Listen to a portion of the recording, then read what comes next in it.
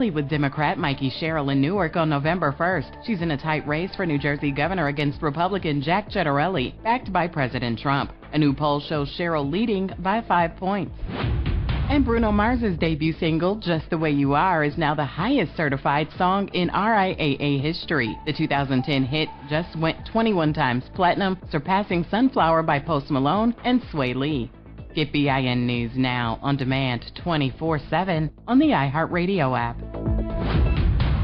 New Schools for New Orleans is excited to announce that our Katrina 20 exhibit, After the Storm, 20 Years of Change and Progress in New Orleans Public Education, is now open to the public. You can experience this powerful look at how our schools have transformed since Katrina at the New Orleans Public School Library's main branch, 219 Loyola Avenue, during regular business hours, now through December. Bring your friends, family members, students, and colleagues. Looking for a group visit for your school or organization? Email us at info@nsno.org.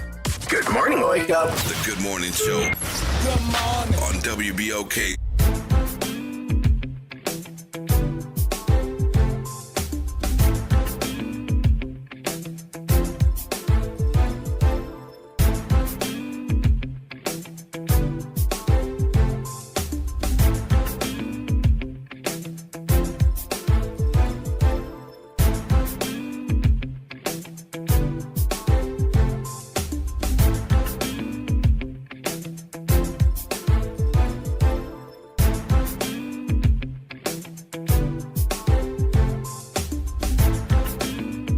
Good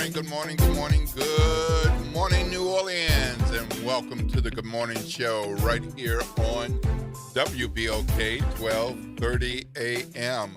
I am Will Sutton, and I am flying solo today. So that's okay, because I know I'm not alone. I've got you, WBOK family of listeners, whether you're listening to WBOK at 1230 AM or on the internet, worldwide, nationwide. We know we got listeners in California and Texas and Georgia and beyond. And maybe you're looking and watching on the station's Facebook page at WBOK 1230 AM. Wherever you are, whoever you are, we thank you for spending some time with us on the Good Morning Show. We've got a good couple of hours to hear from you and to hear from others. Of course, if it's Thursday, you know what that means. So it's Congressman Troy Carter Day. So Congressman Carter is going to be joining us, and he's going to be talking about the government shutdown and the various impacts as this thing continues to move along. And that includes SNAP benefits. That includes SNAP benefits. It's like, boy, I mean, people who are counting on this may not be receiving that money and those benefits that they're owed by the way our government is set up. And he'll be talking about kind of where we are with the Democrats and the Republicans, and whether we can see the end in sight. It's been 34 days in President Trump's first term. So we'll see how long this one goes in this second term. But there are a lot of things at stake, not the least of which is our health care. And that's an important thing for us to know when we're looking at Obamacare, ACA, and looking at some of these benefits expiring. They could go away. I mean, it was such a big deal a few years ago, and so many more people have benefited. But we could be reaching the end of it piece by piece by piece, in part because that's the way a lot of things are set up. They're not set up permanently. They're set up so that it can take a stretch of time, benefit a lot of people, and then have some expiration dates so that Congress can reconsider and look at things to, in my opinion, make it better, not to kill them, but to make them better. So that's kind of what we're facing. And Congressman Troy Carter will be joining us today to talk about that. Folks, it's 7:05 a.m. And as always, we remind you to be careful. Be careful when you are getting out and driving in the streets because the school zones are in effect until 9 a.m. We want you to drive safely so you can do the best to take care of yourself, and we wish you traveling mercies. But please watch out for the other drivers and watch out for our babies who are on their way to school. Some of them have hair on their face and they're driving themselves, and some of them are might be dressed as in a way that you would approve, and some might not. But don't let that get in the way of you being safe and watching out for them and for other drivers. Well, we've got a number of things that have happened in the news in the last couple of days, and we'll be talking more about some of those things. But I just want to let you know that a number of you are, regularly get the text about the, the silver alerts about senior citizens who have gone missing, or infants or youth that have gone missing. Sometimes it's by abduction. Sometimes it appears to be kidnapping. And sometimes it turns out they just took a walk or took a drive and didn't tell anybody. Well, there was an Amber Alert for a 5-month-old boy. And that boy, according to police, was abducted. But the good news is that the infant was found. The infant has been found early this morning. So that infant is safe. So that's good news. Of course, with an abduction, that doesn't mean that that case is closed. And so we're thankful that the baby is okay, and we're thankful that that family has that baby back in its fold. Meanwhile, yesterday there was a fire, 2-alarm fire on St. Claude, and that was in the St. Claude area. That was 2600 block of North Villeray, and that was yesterday morning. And that fire damaged a daycare, a house, and an Airbnb. So that was no small thing, and that's affected quite a number of people with a daycare, a house fire, and an Airbnb. So that happened around 5 o'clock yesterday morning, and there was the Airbnb was occupied, and not sure about the house, and but it was the Airbnb was being rented at the time. No injuries were reported, but our New Orleans Fire Department kept rushed out to the scene and got on the case of putting out the fire, and that turned out to be okay in terms of not losing life, but damaging property. So that, thank goodness that no one was hurt as far as we know, and thank goodness that there were some swift response by the fire department to get to that scene and take care of that business. We also had a woman who was hit by a vehicle on I-10 twin span over near Slidell. For those of you who are aware of it, this woman came over to New Orleans for a concert and a birthday celebration, and then early Tuesday, she was in what appeared to be an accident, but now law enforcement officials are saying that this was a homicide, that it was a homicide. So they're not sure why the Mazda CX-5 had struck the woman, and basically about 2/3 or 3/4 of the way home, crossing the bridge into St. Tammany.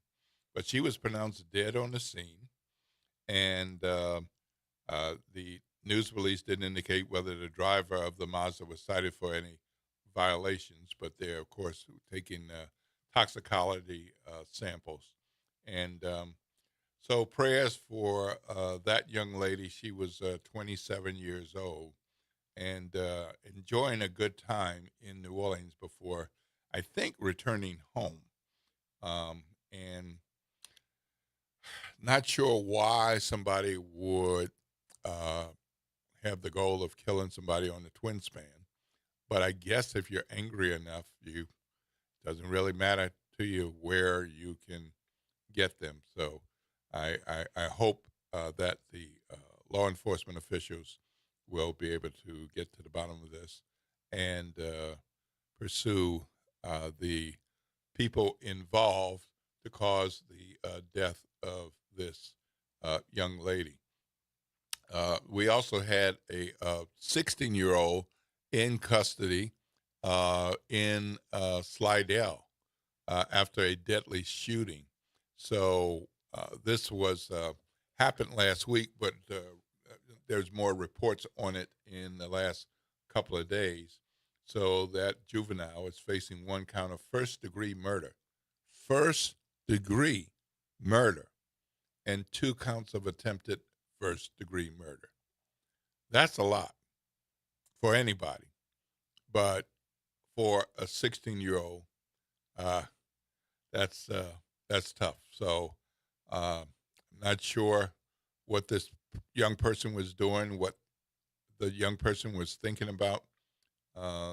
Good news is that while it's a juvenile, so the law enforcement folks didn't name the person, but that person did turn themselves in Hancock, Mississippi. So there must be some residents or family connected in Mississippi to deal with what exactly happened. The police later said that the young person is 18 years old and from Lacombe. And so there's gunshot wounds, and somebody's dead, and a couple of people was attempted murder.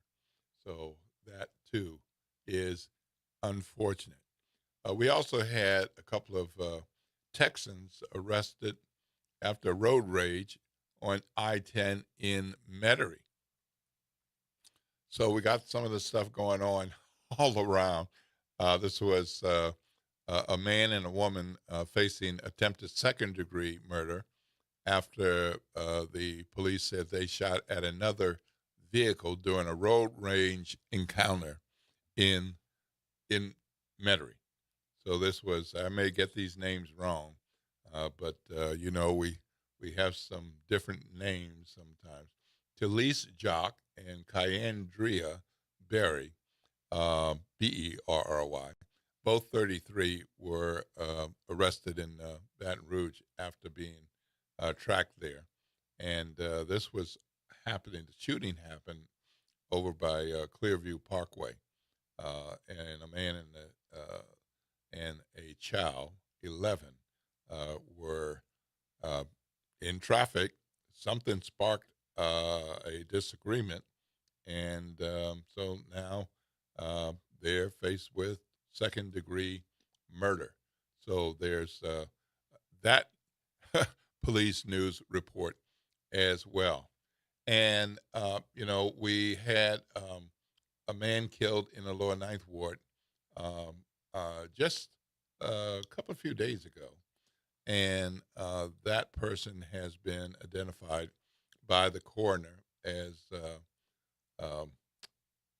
Earl Vincent, 44 years old. The shooting happened at Lazardi and Murray Streets on October 9th. And then Vincent died from those gunshot wounds a couple of days later. So they were looking at it as an aggravated battery case.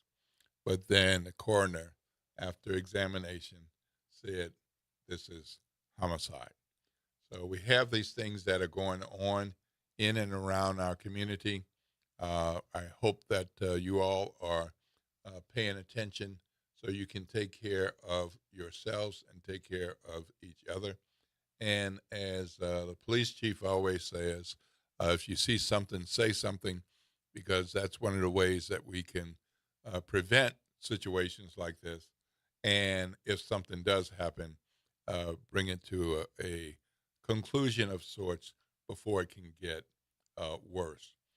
There are other things in the news, and that includes the Lindy Boggs Medical Center. I'm sure a lot of you all have been familiar with the Lindy Boggs Medical Center, which was once a very useful building. A lot of people use that location, but now it's been blighted for quite some time. So there are a couple of developers who say bond approval is necessary to demolish this blighted site, which used to be Mercy Hospital. And they want to create a $100 million mixed-use complex tied to the Lafitte Market. So used to be Mercy Hospital.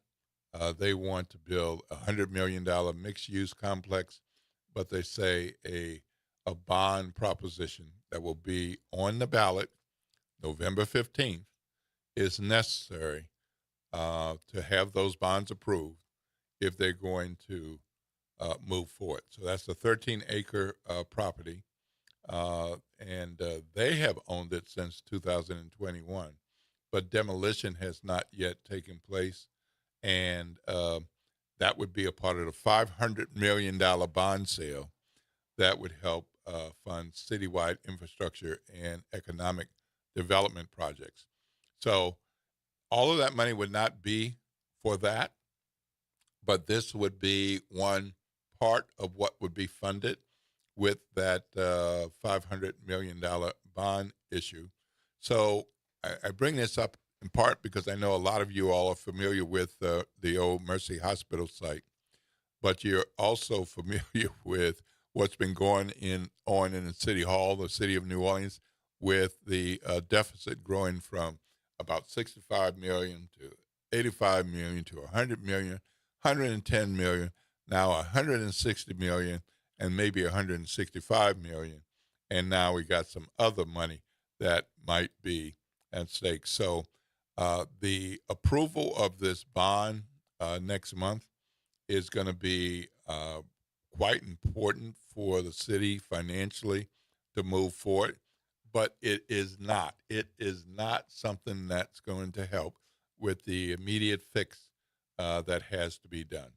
I know a lot of you all have been paying attention to this. Maybe some of you all were at City Hall yesterday or during other budget hearings. But I'd love to know what you think about what's going on. Right now, we're going to take a break. And when we come back, we're going to hear from Congressman Troy Carter. We believe he's up and awake and alert, and we expect him to join us. You're listening to WBOK 1230 AM, what New Orleans is talking about all day long.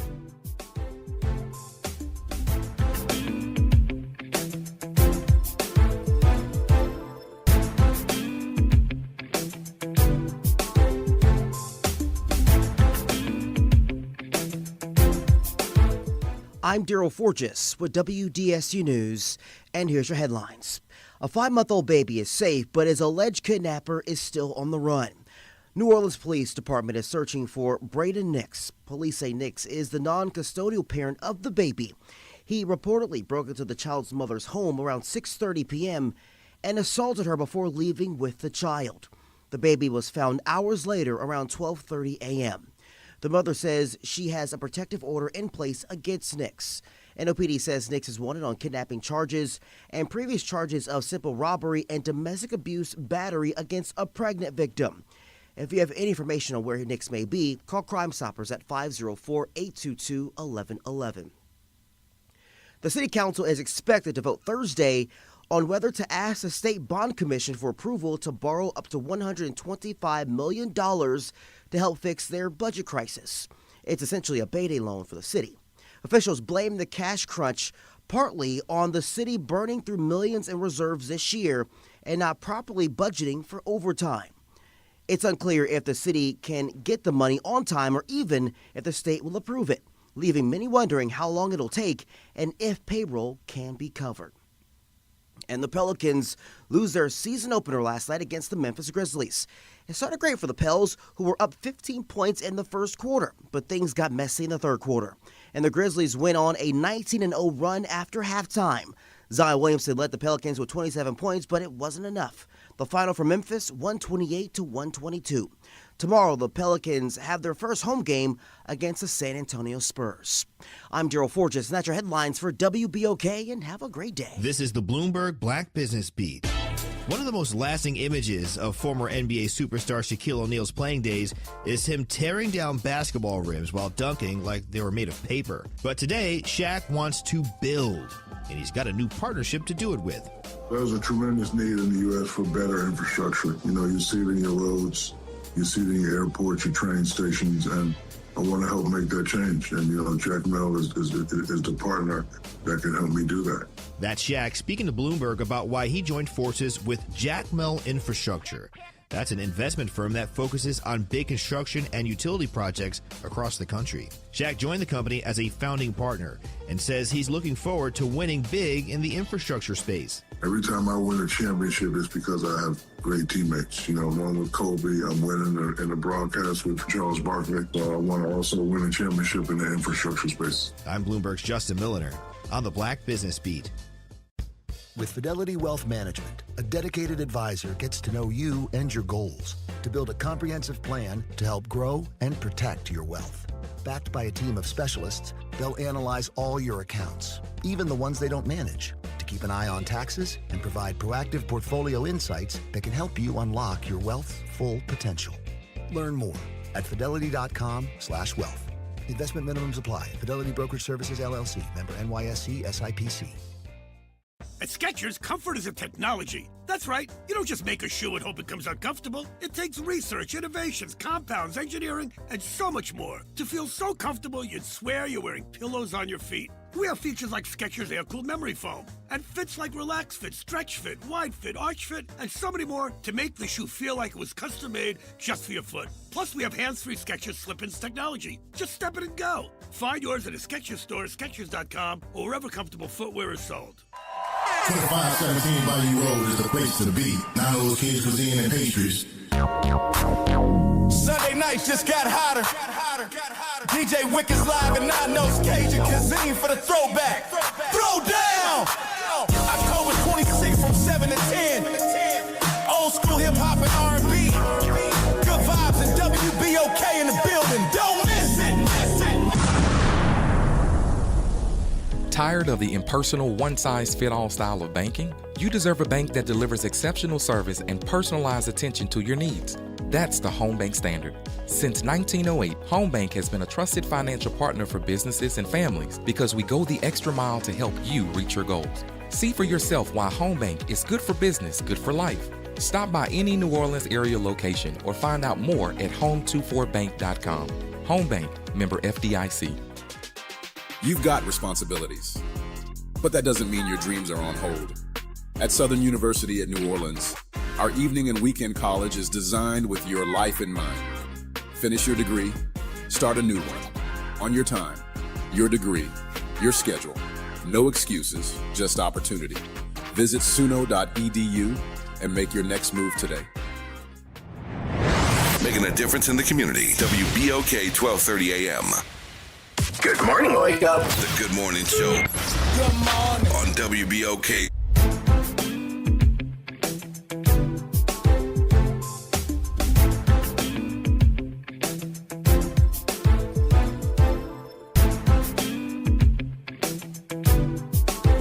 Good morning, good morning, good morning, good morning, New Orleans, and welcome to the Good Morning Show right here on WBOK 1230 AM. The talk line is 504-582-9422, 504-582-9422. I am flying solo today. My name is Will Sutton, for those of you who are just tuning in for the first time, or those who have forgotten whose voice you're hearing. And we are on the Good Morning Show. We'd love to hear from you. The talk line is 504-582-9422. But first, we're going to hear from our congressman. Good morning, Congressman Troy Carter. How are you? I'm doing well, sir. How are you this morning? I am fabulous. Flying solo today. So in studio on the other side of the glass is producer Naren Sanders. So he's keeping me company and keeping me in line, but nobody's sitting next to me today. So it's all you right, and me. Man, you're flying solo. God is your co-pilot. That's right. How about that? All right. So another week of government shutdown, and just seems like there's no end in sight, and just more and more people are getting hurt as we learn more about the impact of this shutdown. What do you see in here?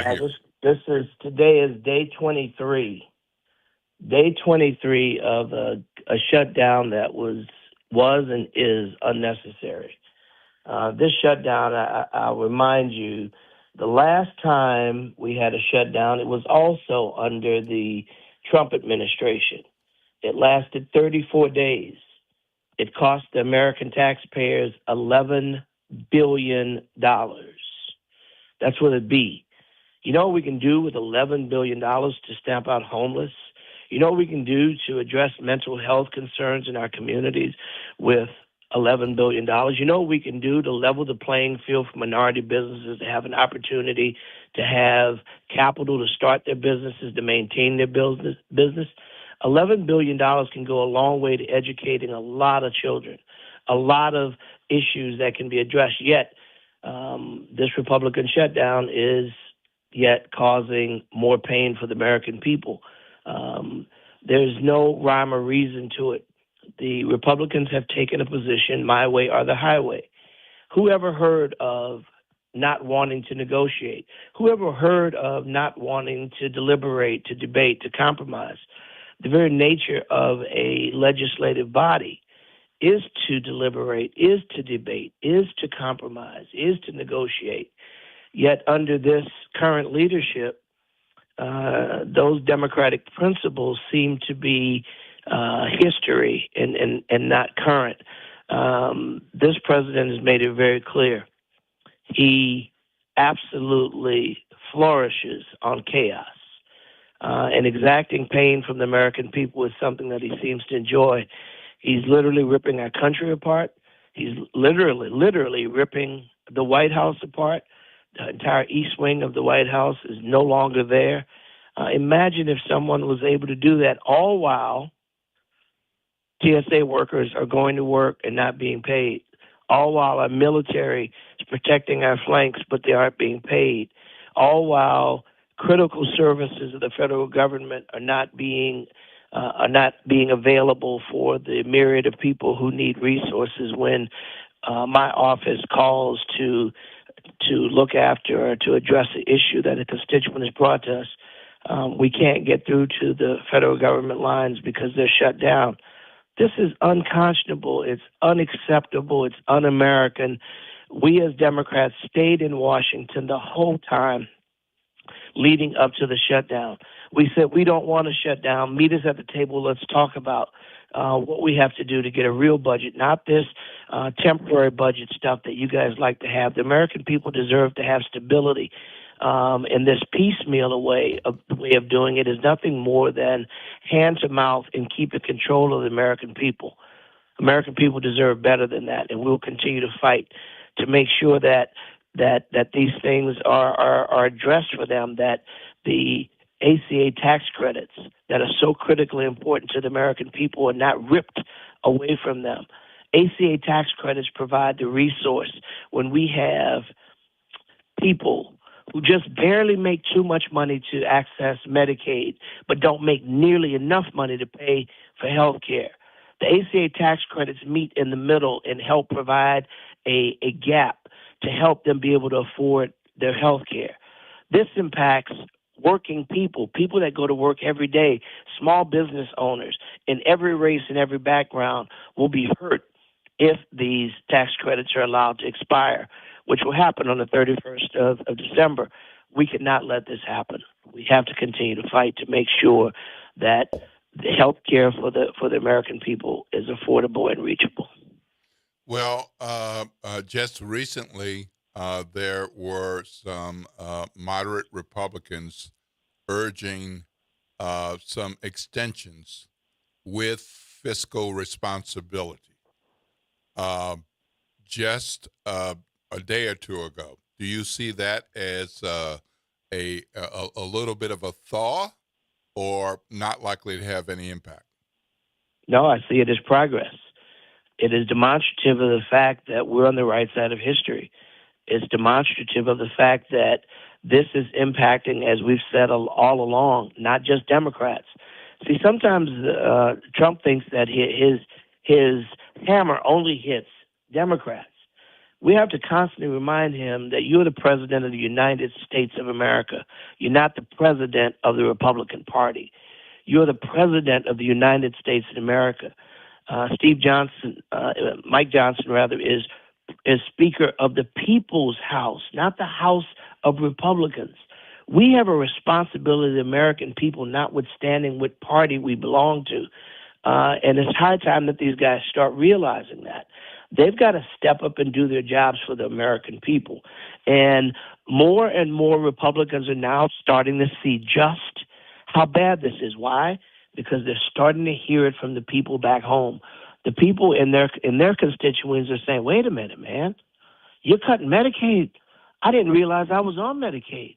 It was a different name. I didn't realize my grandma, my mom, my grandpa, my dad in the nursing home was benefiting from resources that come from the federal government through Medicaid.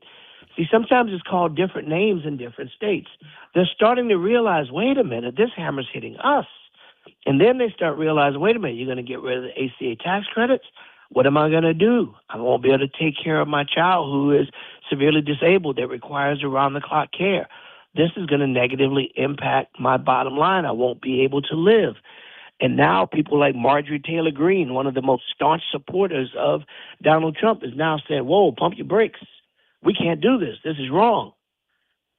And yes, I think the more days that go by, more Republicans will see that what Trump is doing to Democrats is doing to America, Americans, Republicans, Democrats, and everyone else. It's cruel, it's mean, it's evil, it's wrong, and we're going to fight it with every fiber of who we are. I found it interesting that it was not a single Republican, but more than 12 of these lawmakers who came together. Certainly not a majority to make significant change, but they came together to say that millions of their constituents would face massive spikes in health premiums if there's no extension of these subsidies before the end of the year. And at one point in their letter, they said, our conference and President Trump have been clear that we will not take health care away from families who depend on it. This is our opportunity to demonstrate that commitment through action. And listen, you say 12 or 13 is not a big number. It's a huge number. With the margins are as close as they are in the United States Congress, 12 members standing with us can make all the difference in the world. 12 members standing with us to protect our democracy will save our democracy. 12 members standing with us to save our health care will save our health care. $12 million blocking Trump from the anti-American and anti-democratic things that he's doing will save our America. So the 12 courageous members who are finally doing the right thing, we applaud them, we welcome them, and we invite others to join.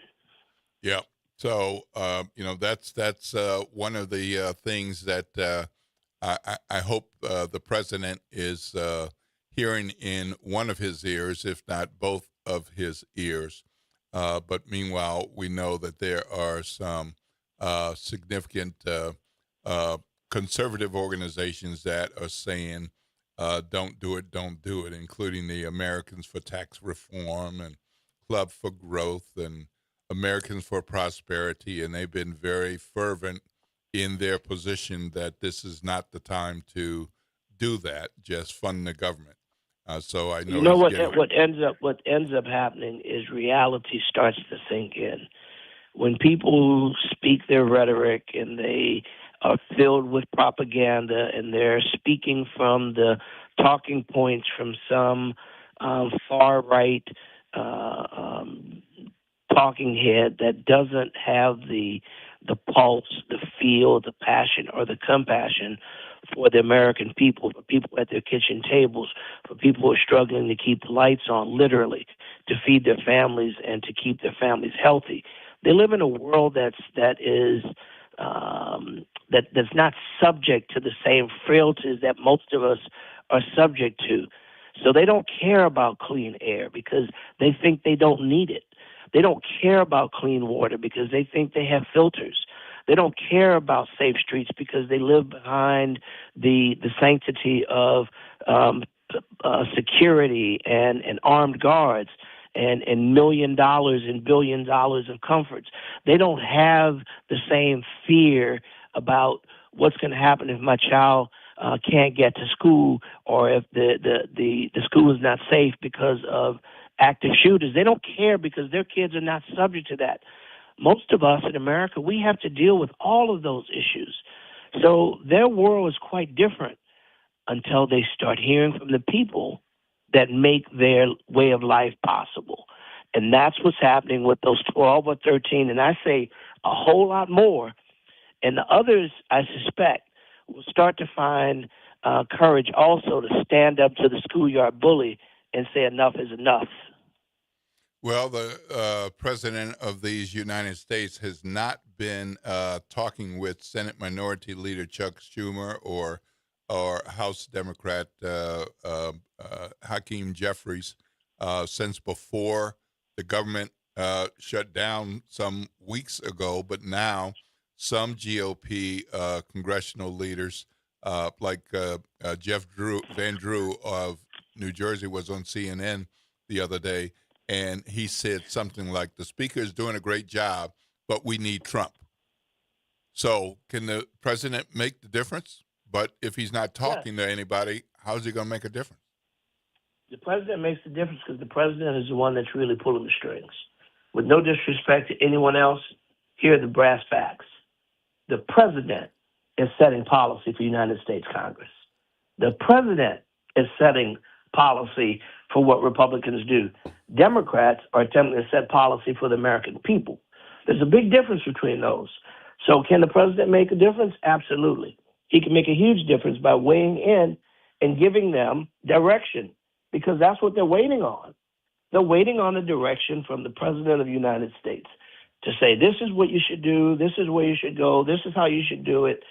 And that's not the way it's supposed to work. We have a system in our country of checks and balances. 3 separate but co-equal branches of government. The framers of the Constitution set forth to build a Constitution that allowed the ability to check each branch, that no one branch would become all-powerful, thus becoming a kingdom. This president boasts of the fact that he controls the House, the Senate, the presidency, and the Supreme Court. That is a direct affront to our democracy as we know it. And it's high time that my Republican colleagues stand up and say, wait a minute, we are the legislative branch and we don't work for you, Mr. President. Democrats have said it all along, and we continue to say, we work for the American people. We don't work for Donald Trump. All right. Thank you, Congressman. We've got a caller. Vincent, good morning. You're on with Congressman Troy Carter. Hey, good morning, everyone. Good morning. Hey, good morning, Mr. Congressman. Good morning, sir. Can you hear me? Yes, sir. Good morning. Okay, good. Good morning. So, look, I have a question, and I guess it's coming from a personal side of myself. I feel bad that I gave into the rhetoric, but I wanted to ask you, how do you feel about being vilified because you didn't support maybe the right persuasion for mayor?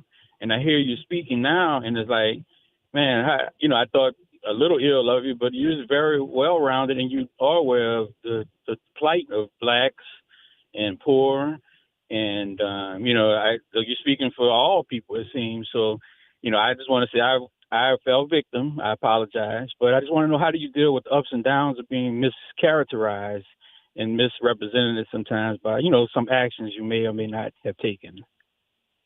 Well, Vincent, I appreciate your comment, your commentary. A part of leadership, man, is, you're going to make decisions that some people like. You're going to make decisions that some people don't like. You're going to pick one over another, and whenever you make a pick for one, you may upset another. All you can hope is at the end of the day that you make sound decisions based on science, based on facts, based on a myriad of things. There's never just one, I like this person or I don't like that person.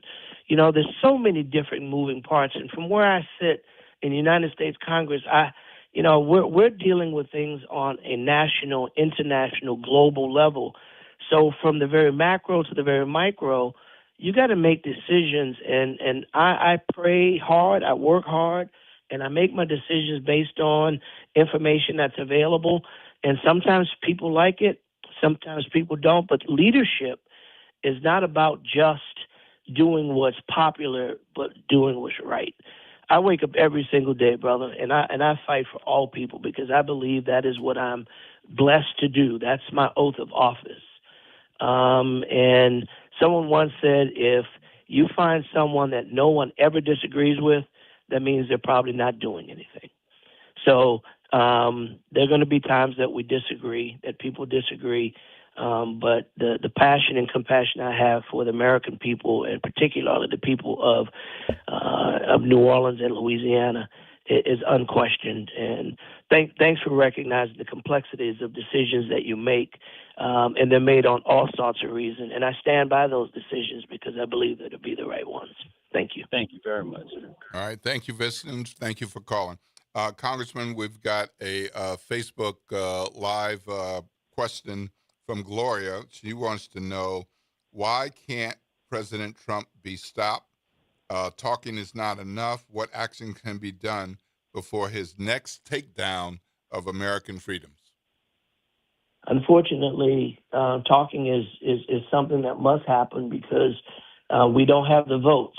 We don't have the votes in the House. We don't have the votes in the Senate. And certainly he controls the White House. But watch this.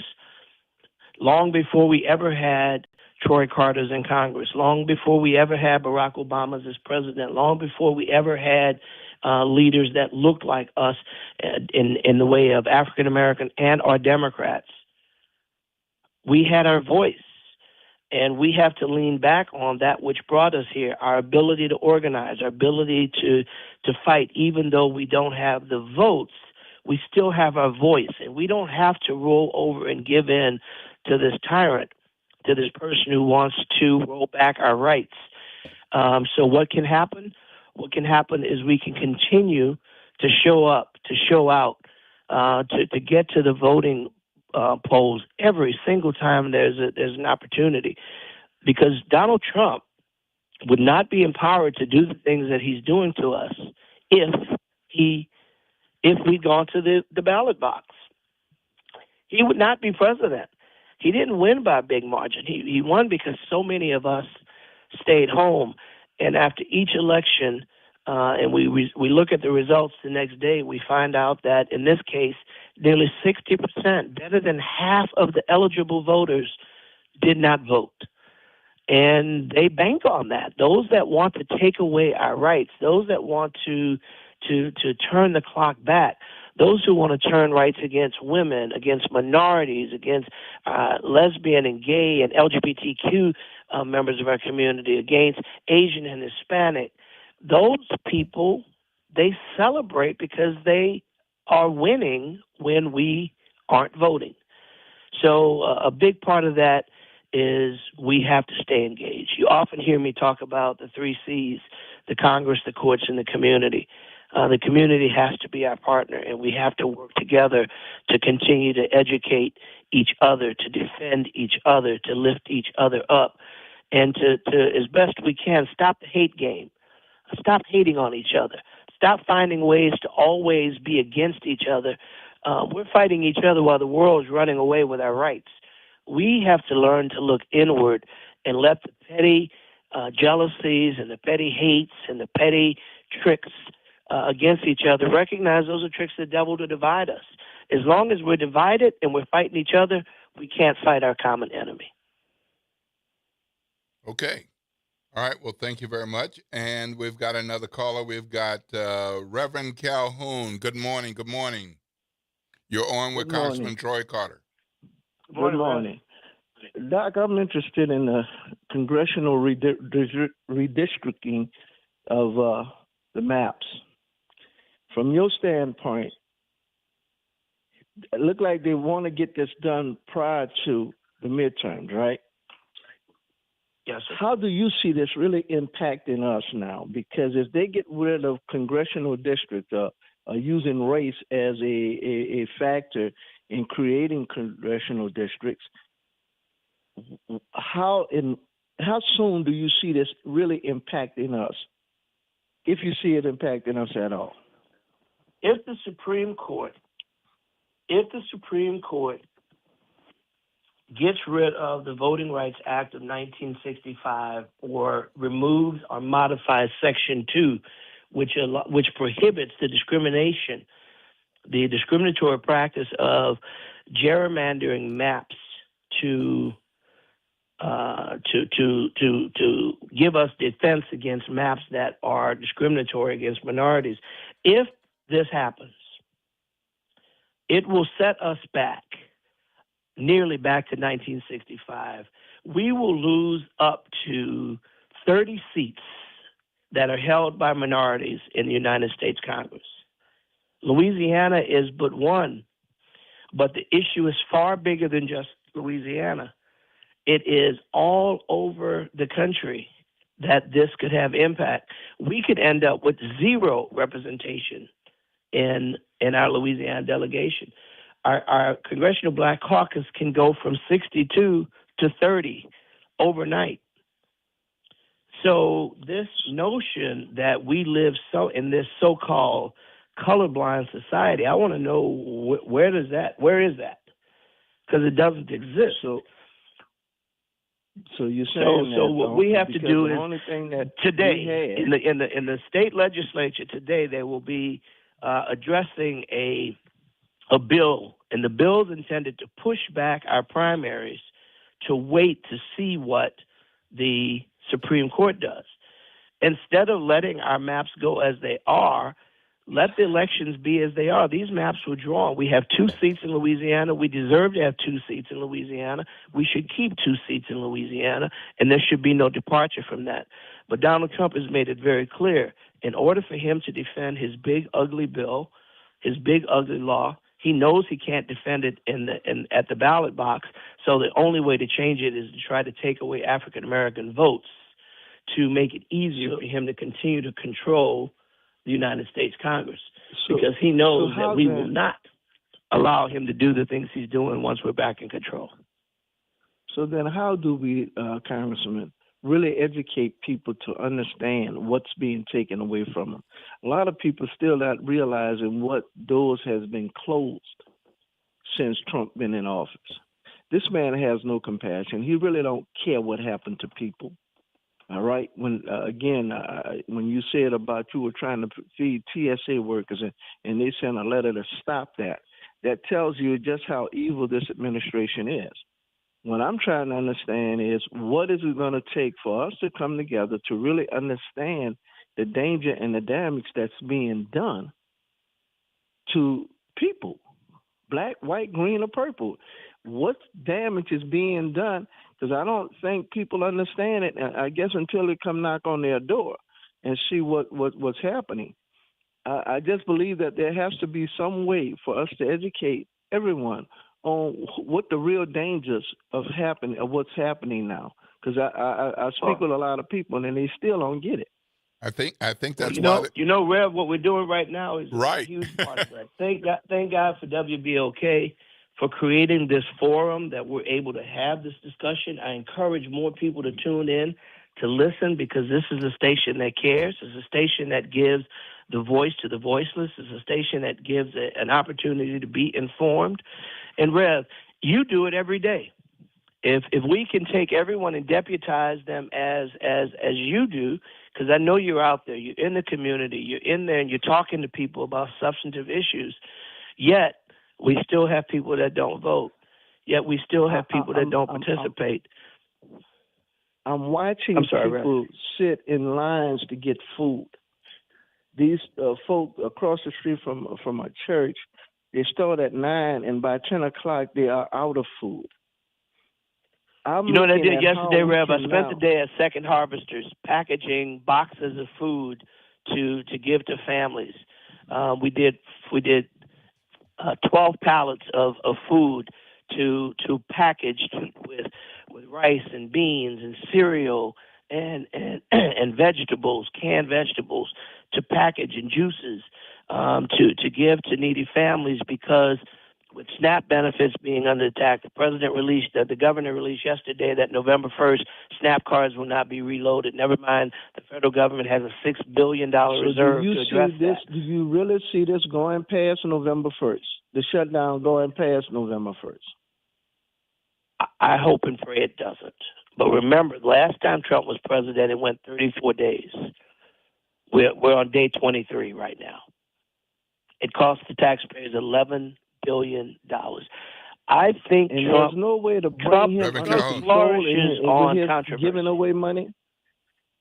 I'm sorry? This money he sent to Argentina, there's no way that Congress can stop his funding or he determines who's going to get and who's not going to get.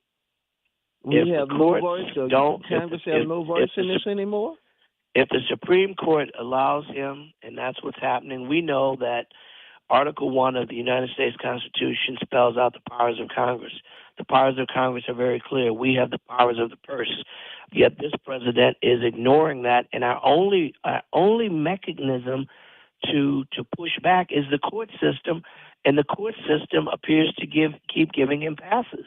The court system gave him immunity. The court system allowed him to tear down half of the White House. The court system is allowing him to just unilaterally look at someone because of the color of their skin and jack them up with ICE. We have to change the power structure in order to change the position, and the way to do that is through the ballot box. Reverend Calhoun, thanks for calling in. We've got another caller to get in before the congressman has to go, and I definitely want him to talk about his Facebook Live town hall before he's got to go. Thank you so much for calling. Have a blessed day. And we've got Reverend Wallace on. You're on with Congressman Troy Carter. Hey, my brother, how you doing? Good morning, my brother. How are you? First of all, my prayers are with you and the Congressional Black Caucus and our black leaders. Secondly, I want to thank the iconic Saint, your mother, for her prayers to keep you up.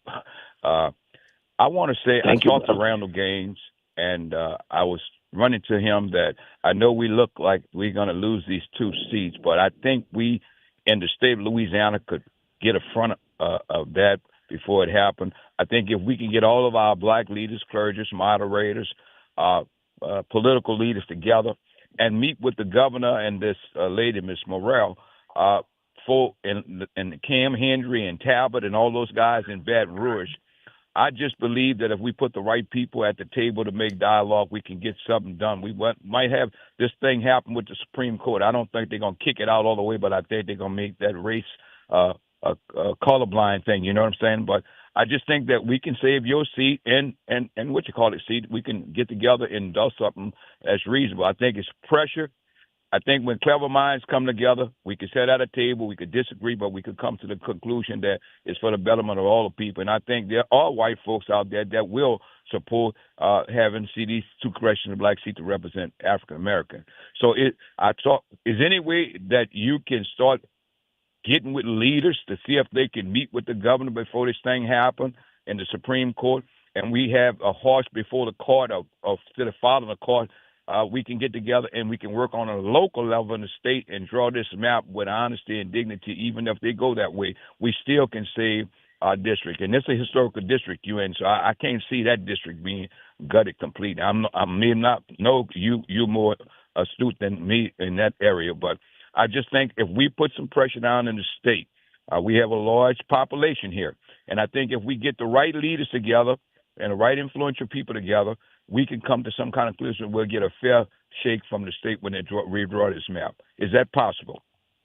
Well, Rev, thank you very much for your leadership. Thank you for always stepping up. To a large part, that's happening. We've got people from all over the state that are meeting, that are gathering not only in the state but in the federal government in front of the Supreme Court last week.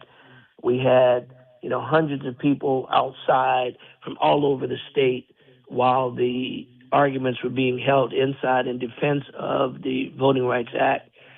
We had NAACP and SCLC and Urban League and a number of others all over the state that have been meeting. Randall Gaines, our illustrious chair of the Democratic Party in Louisiana, Darius, who is the executive director. These guys are working around the clock, and we need all hands on deck. And you're absolutely correct, Rev, when you say that this is not just a black issue. This is a fairness issue. This is not just an issue of minorities. So we have blacks and whites and Asian and Hispanics. We have Republicans and Democrats that recognize the importance of having fair maps. We just need them to show up, show out, and use their voices to push back against what's being done. If you look at statewide polls, the polls suggest that they believe that the two maps we have are fair and should be in place. The overwhelming majority of the people of Louisiana understand it. It's the leadership that sometimes falls prey to what Donald Trump is trying to do. And what Donald Trump is trying to do is deal from the bottom of the deck. It's unfair. It's improper. It's downright wrong. And collectively, we have to keep using our voices together to demonstrate that, listen, we're not going to just roll over and let you do this. We're not going to revisit. Can I say one more thing? Reconstruction. Well, we're going to have to wrap it up, Reverend Wallace. Reconstruction wiped out all of the African Americans that were elected in the state of Louisiana, and they're attempting to do the very same thing again. All right, get in touch with the Democratic Party of the state of Louisiana. Let Randall Gaines know that you won't be part of this, and let's build a coalition. I talk to Randall. I talk to Randall all the time. We work closely together, and I'll continue to do that, brother. Thank you for the great. God bless input. you. Have a blessed day, Congressman, and take care of yourself. All right. Well, good call, Reverend Wallace. Thank you for calling in. Congressman, before you go, let's make sure you talk about this live town hall. Yes, so we will be having a live town hall beginning at 11 o'clock today. 11 o'clock today, and we encourage people to sign on, to come on and be a part of the discussion. We'll have valuable information on, what's going on, what's happening with the shutdown. What does this mean to you? What are the ACA tax credits? What does it mean? How does it impact you? How can you prevent and be prepared for this? How can we get people to understand and know exactly what's happening? So today at 11 o'clock, I'll be hosting my Teletown Hall, Facebook Live Town Hall meeting today, Thursday, October 23rd, 11 o'clock Central Time. And I'd ask you to sign on. Come be a part of the discussion. Come to my website at Rep. Troy Carter, and you will find us at Facebook Live talking about everything that's going on, giving you a blow-by-blow, up-to-date, as I always try to do, in keeping our community involved to make sure that you know what's happening in Washington, that we're talking about the things that are important to you, your family, our families, our community.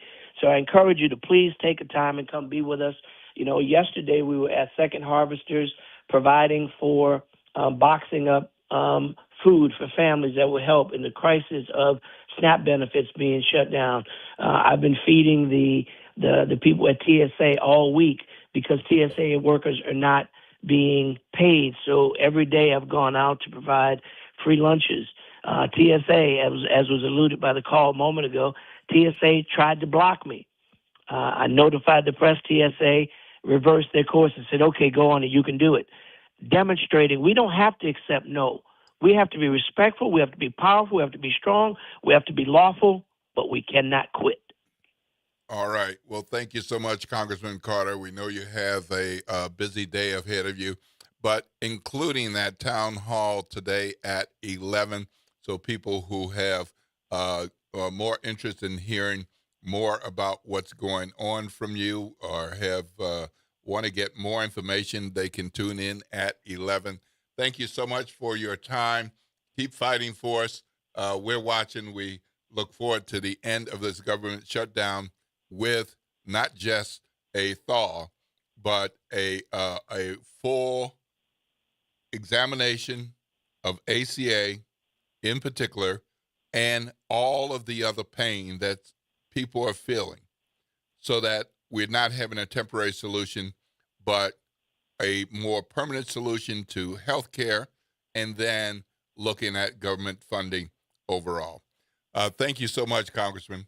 Have a blessed day. Thank you. Thanks, WBOK, for providing this venue for people to listen, to learn, to exchange, to share ideas, to not just listen, but also talk, to have a meaningful exchange. I love WBOK, love the listeners out there. God bless you all. Let's keep fighting for what's right.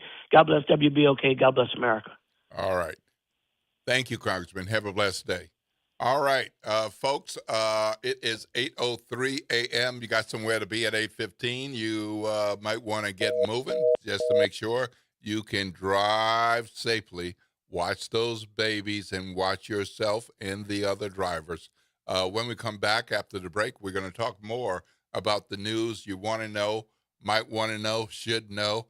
And I'd love to hear from you all about what the heck is going on with this New Orleans city budget and the deficit, and how are we going to get out of the situation of maybe not being able to pay our city workers payroll through the end of the year. You're listening to WBOK 1230 AM, what New Orleans is talking about all day long.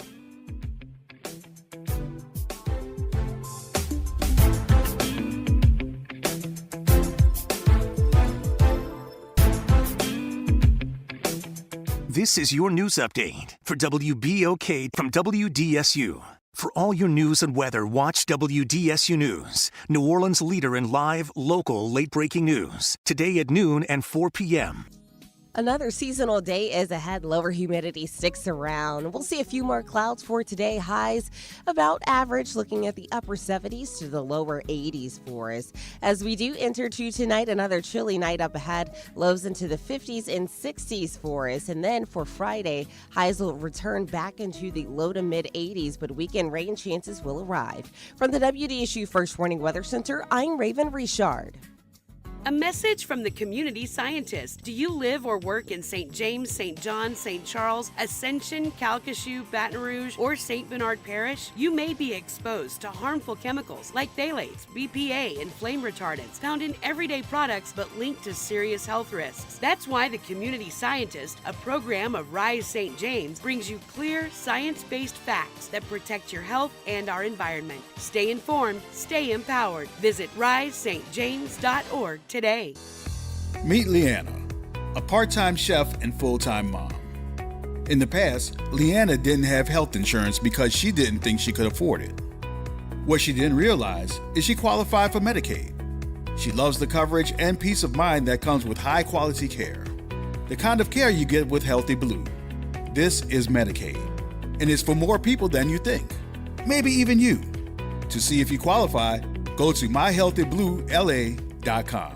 Get ready to rise, connect, and be inspired at the Phenomenal Woman Empowerment Conference. Join the New Orleans Regional Black Chamber of Commerce on October 24th, 2025 from 9 a.m. to 3 p.m. at Xavier University of New Orleans, a day designated to celebrate the power, purpose, and potential of women from every walk of life.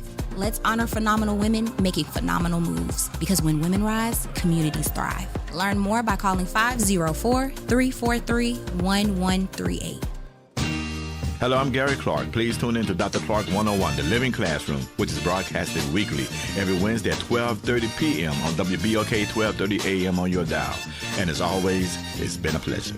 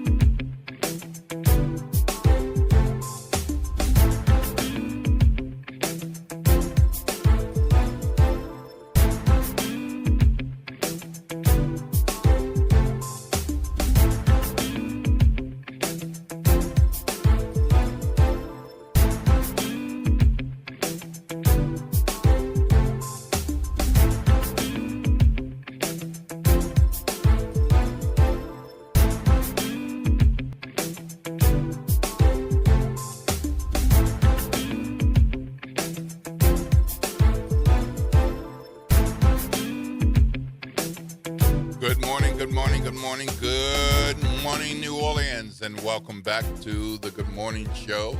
I am Will Sutton, flying solo today, and the talk line is 504-582-9422 if you want to weigh in, share a thought or comment or a question, maybe something about what Congressman Troy Carter shared with us, or maybe it's about the state legislature moving the deadlines to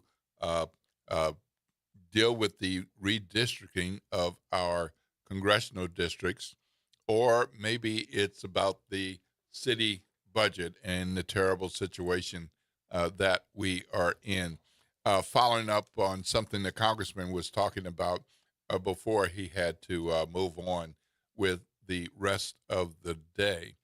This afternoon starts the special session on redistricting that Governor Jeff Landry called. So the plan is to move the closed primary elections in April back 1 month and hold them in May instead. What that would allow some possibility for is for the U.S. Supreme Court decision on the Voting Rights Act, Section 2 in particular, as you heard Congressman Troy Carter mention, to make a decision and give the governor and the state legislature time to redraw the maps in a way that might be consistent with whatever ruling is coming. based on observers who were in the Supreme Court courtroom and outside of the Supreme Court courtroom, it appears that they are ready to make a change. And the question is, how significantly a change? Will they get rid of it altogether? Will they make modifications? And what would the impact of those modifications be? Because so many of the districts that are represented by our people are there because of the many people who fought for voting rights and voting rights protections. And that is what is at stake with this Supreme Court decision that is yet to come. A lot of these decisions come in the spring and early summer. The hope is that there will be a decision to come earlier than that, perhaps by the end of the year. Even if it's the end of the year, that's still a quick scramble to redraw congressional district lines in time for our new closed primary election. So we don't have to have closed primaries, but that's what was decided by the majority of the state legislature and Governor Landry, that they wanted to make sure that there were more conservative choices selected by Republicans in a closed primary. In an open primary, you have Democrats, Republicans, independents, and others can run. And if no one gets more than 50%, then the top two vote getters can proceed to a runoff. That is not the case with a closed primary. With a closed primary, the two major parties would have Democrats voting in a closed primary, Republicans voting in a closed primary, and the likelihood in each case would be that the most ardent Democrats, the most ardent Republicans would turn out to vote in that closed primary, and those who are independent, unaffiliated, no party, Green Party, would not be able to vote in that election. So let's be clear, the state legislature does not have to do this. They can proceed and have qualifications for the congressional election in January, as currently scheduled, and the closed primaries that they chose to have could still occur in April. But what they're doing today is they want to move those primary closed elections back 1 month from April to May. And that would move qualifying from January probably till February, at least, to make sure that there's some time that they can respond to a Supreme Court decision. This would make it more likely that these congressional districts can be changed. Keeping it in January qualifying, and in April closed primary makes it less likely that the districts would be changed, at least for another term. And obviously, they don't want to see that. So that's why the governor has called the special session. You can stay tuned to that.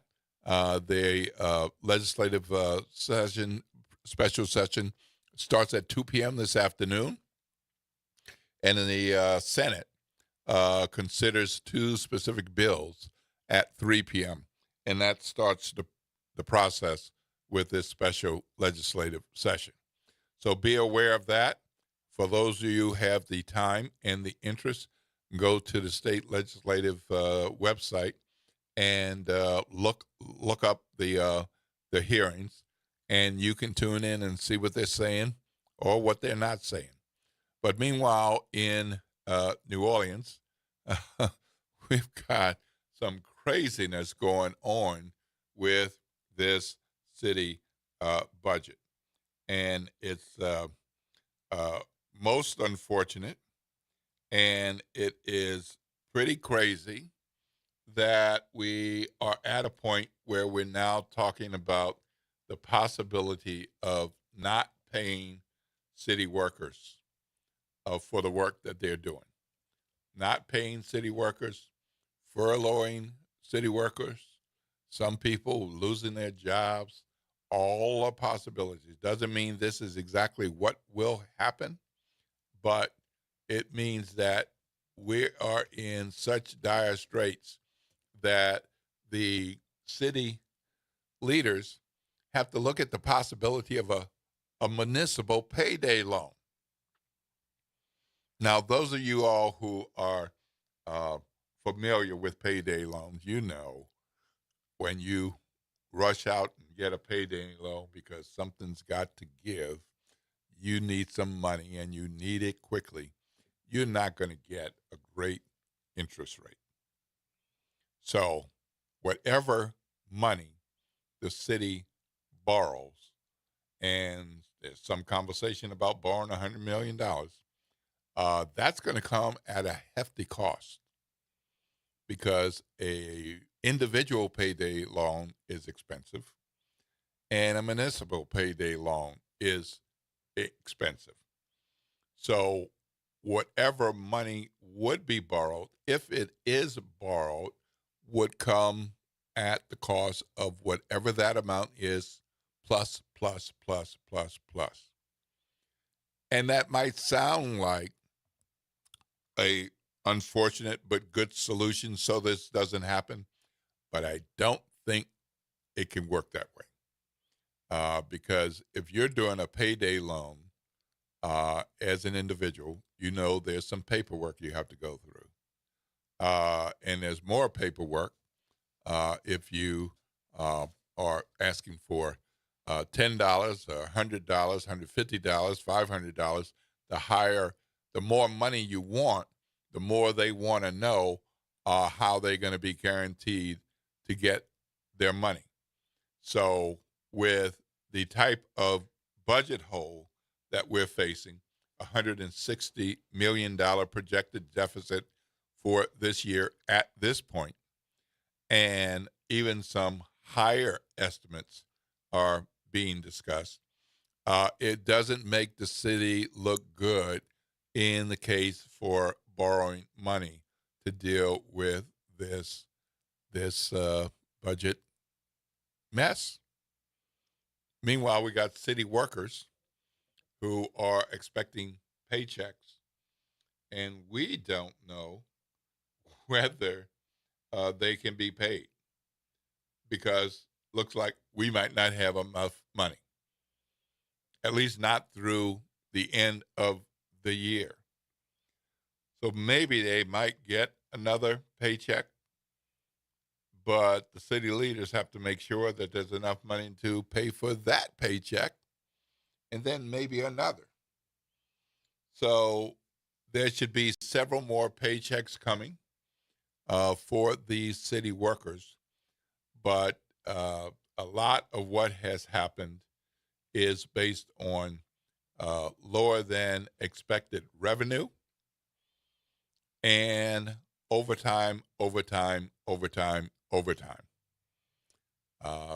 The personnel costs were $73 million higher than planned. And revenues are projected to come in at $31 million lower. There are other factors, other numbers, but let's just take those two numbers. $73 million higher in personnel costs, just personnel costs, and $31 million lower than expected revenue. Oh, my goodness. I mean, that's just, I just can't imagine that. So $160 million deficit is about 17% of the consolidated general fund expenditures. And that's a good amount. That is a real good amount, but not a lot of places have 17%. But we're looking at having not enough money. Oh, we got a caller. Good morning, Councilman Eugene Green. How are you, sir? Well, good morning, Councilman Green. I bet that you'd like to discuss the budget deficit. Yeah, we're talking about that right now. I know. I was listening. Yeah, we're talking about that right now, and you all had a special meeting yesterday afternoon, which I watched. I wasn't in the room, but I watched, and there were some good questions and interesting questions, and I think I'll characterize as some funny answers.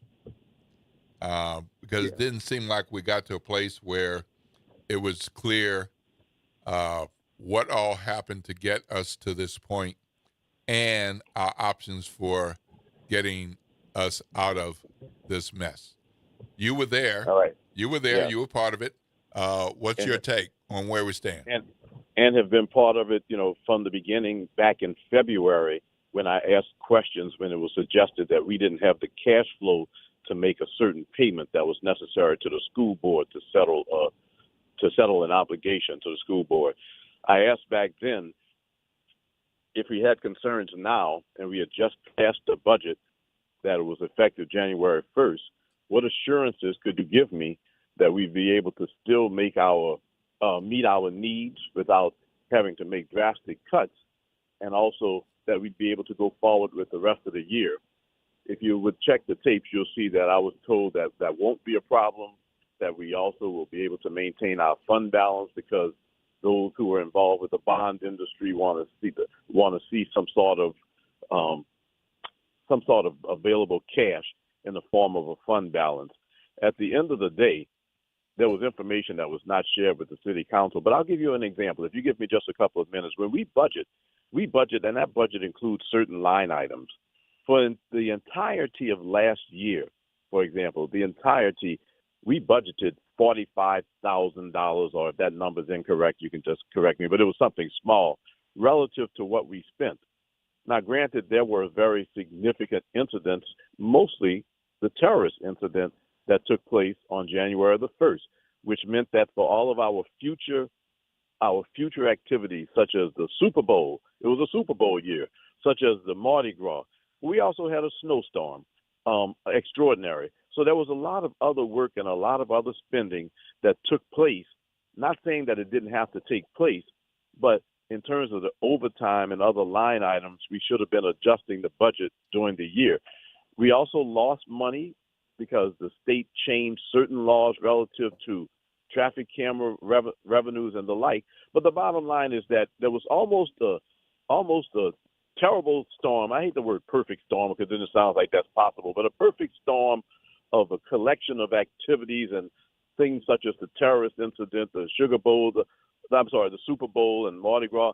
For example, during Mardi Gras, we were at a Tier 1 level, which is basically a federal designation, which says that we have to do extraordinary things because we're still under the gun. No one understands whether the terrorist incident was going to be something that was going to have a longer lasting implications than so far it has.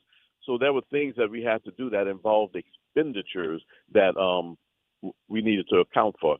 But the bottom line is that we weren't told early enough that we were going to be in this crisis. The members of the city council asked, but we weren't told early enough. And this is October. We shouldn't be being told now that we don't have cash flow to cover to the year's end.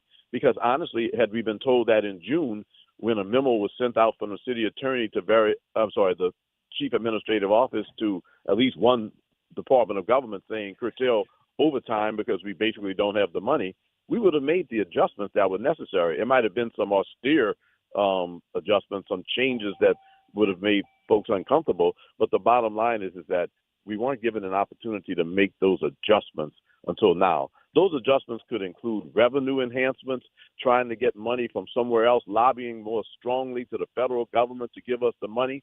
When we budget, there's got to be a system of trust involved that if you have a line item, if you have a department, they need to stay within that budget or come back and ask for the money. Again, I want to make it clear, I'm not blasting the use of overtime because we all know that we would like to have more police officers. We all know that. No matter what people say on the other side, it would be helpful to have more members of the law enforcement community, our first responders out there. We know that there are going to be responses, but we can't sugarcoat the fact that there are needs that are created by some of the incidents that happened, and also the revenue projections didn't come in as it was suggested. We have a revenue estimating conference regularly. They came back and said we're going to collect less revenues because we didn't generate as much revenue from the Taylor Swift concert, from the Sugar Bowl, and from those activities in 2024.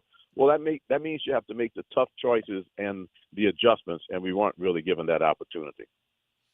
Well, with far less money coming in from just the Super Bowl, that is a significantly off projection.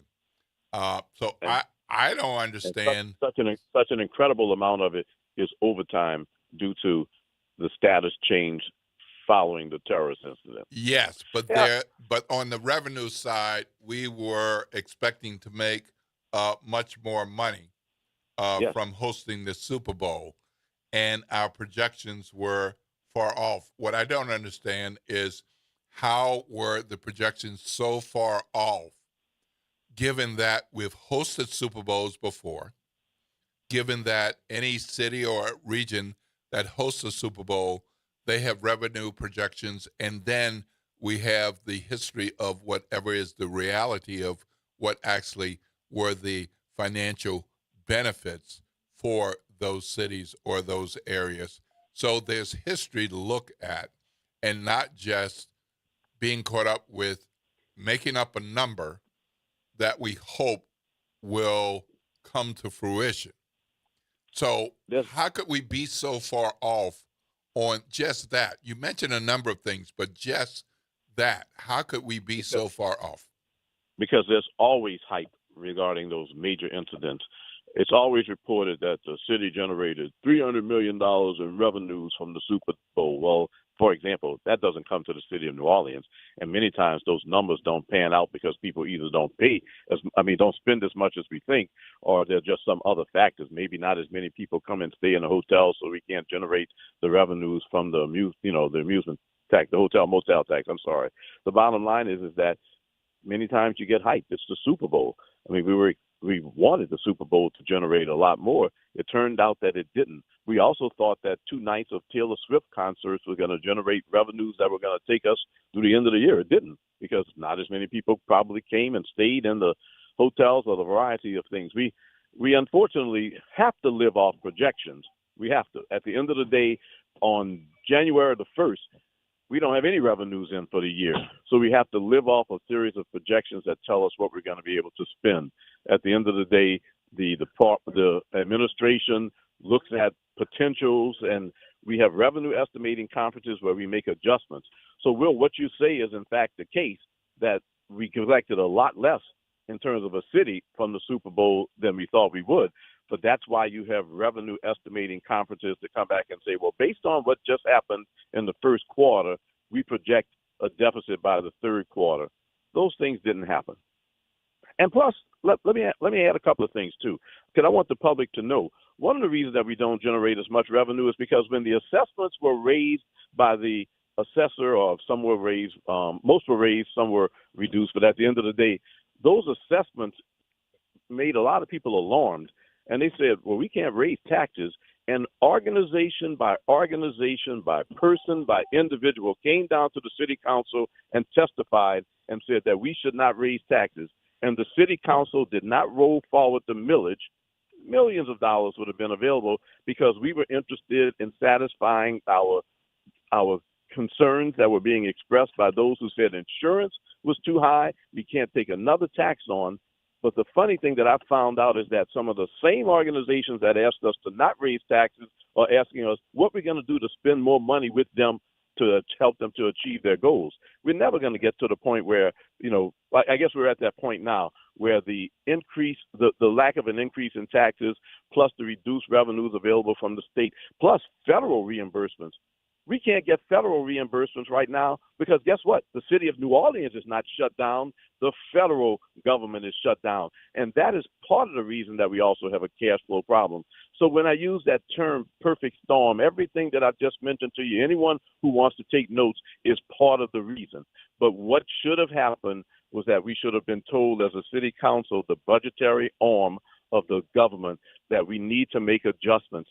And those adjustments might have been a little bit challenging and frightening, and no one wants to see them happening, but we should have made adjustments early on. So now we're forced to take out $100 million. Look, I'm like you. The number keeps changing. Now it's $125 million. We have to take out $125 million. We sell them in bonds so that we can pay payroll to the end of the year. But the reason that we're doing that is because there are not going to be any layoffs. There are not going to be any furloughs. The people who work for the city government, including law enforcement, fire, but also EMS, health department workers, need to have some stability because they do provide a valuable service to the citizens of New Orleans. So no layoffs, no furloughs. We sell $100 million in bonds. We incur additional debt, and we hope that over time the cuts and maybe long-term additional revenue will help us to be able to make those bond payments. Well, we don't hope. Well, Councilman, there's much more to this budget and how we got here, the deficit and the emergency situation that we're in. I just want to make this point. I am no budget guru. I am not a financial expert. But as I moved along in my career, I has to be responsible for budgets. And so I took the finance for non-financial managers and things like that, where I was introduced to the greater depths of these things. And to have a 2025 budget with $57,500 for overtime, I think even I could have seen that as unrealistic. Well, if it's unrealistic, what's supposed to well, not if. It was clearly unrealistic. Yes, the terrorist incident blew it up tremendously to the point where we are now. But at the end of the day, yes, someone should have come back to us. But remember, the city council did not submit that number. That's not what happens. The mayor submits a proposed budget, and adjustments are made based on revenues, based on goals. Some things are excluded from the mayor's budget many times because we had cash revenues available. We found full support for the budgetary request, whether it be NORD, whether it be for different areas. We certainly have something that stood out that probably needed to be adjusted early. However, it could be adjusted mid-year after you have a terrorist incident such as this. We didn't make the adjustments that were necessary. But remember, in terms of line items, the administration's various offices and departments are supposed to spend within line items. We have found out through this process that the CAO notified departments that they needed to cut back on overtime. And I know it's hard because we have shortages in certain areas because there are demands put on in certain areas. But those administrative functions weren't adjusted to exclude overtime. Now, it might have been hard to say no overtime in these particular areas, especially in law enforcement. And we're not saying that that's not a fact. But the bottom line is that we need to be told so that we can go and make the adjustments that are necessary, which could potentially include cuts, which no one wants to say. Everyone who says, I want to see cuts, they think it's just as simple as we're going to just lay off 1,000 people and then that the services are going to stay as they are. We want to continue to pick up trash at this rate. We want to continue to have the police response. We want to continue to see 311 work. That's not a great example because it's going to work no matter what because the state is involved with that. The bottom line is that we want to continue to see the work done without the cut in services, and that's what we're trying to do now. The bottom line is that we want to keep bidding out streets so that we can get street work done, but sometimes you have to make those adjustments, and what you're finding now by asking each of the departments to take a 30% pay cut, budget adjustment downward, the bottom line is that we're about to experience at least some changes in the level of service. All right, but everybody's going to get paid. Everybody's going to get paid. They're not going to be in layoffs. They're not going to be any furloughs. That won't solve any problem because There aren't people sitting around. A reporter suggested to me yesterday that there's some people sitting around doing nothing. Well, you might be able to find that in a couple of places. But I'm going to tell you what, I see emergency crews out there working because people are running to fire hydrants. I see people out there working every day because we have trees that are falling over. I see responders to, just the other day we cleaned up a homeless encampment on state property. It was all city workers. It was the health department. It was the police department. It was the Office of Homeless Services and Strategies. It was the Mobile Crisis Intervention Unit. Those offices have to exist and continue because we have a population that has needs. We're going to continue to do our best to serve those needs. But, yes, adjustments are going to have to be made. All right, Councilman, thank you so much for weighing in on this horrible situation. We're going to have to go to break now. You're listening to WBOK, 1230 a.m., what New Orleans is talking about all day long.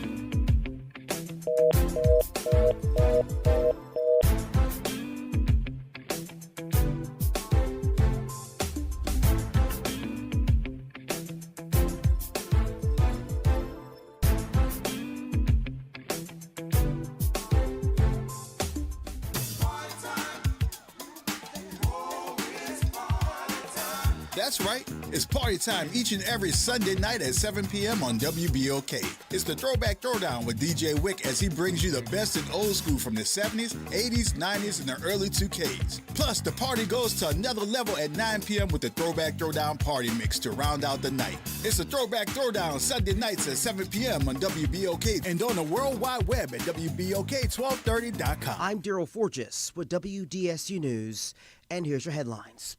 A 5-month-old baby is safe, but his alleged kidnapper is still on the run. New Orleans Police Department is searching for Braden Nix. Police say Nix is the non-custodial parent of the baby. He reportedly broke into the child's mother's home around 6:30 p.m. and assaulted her before leaving with the child. The baby was found hours later around 12:30 a.m. The mother says she has a protective order in place against Nix. NOPD says Nix is wanted on kidnapping charges and previous charges of simple robbery and domestic abuse battery against a pregnant victim. If you have any information on where Nix may be, call Crime Stoppers at 504-822-1111.